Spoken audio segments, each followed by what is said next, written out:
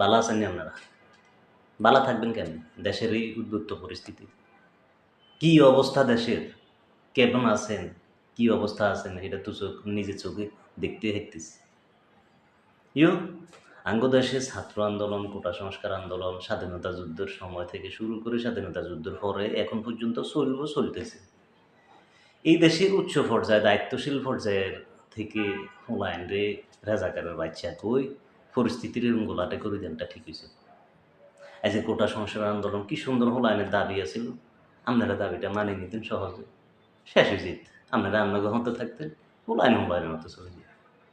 এই হ্যাঁস গোস লাগাই হুলায়ন রে পারে ধরে কি একটা অবস্থা, এই জায়গায় যাইতাম না। দেশে হাঁস দিন নেট বন্ধ করে কি হয়েছে না হয়েছে এটা দেশবাসী জানে, পৃথিবীবাসী জানে, আইডিং করতে যাইতাম। কিন্তু 6 জন ছাত্র আন্দোলনের, কোটা সংস্কার আন্দোলনের সমন্বয়ক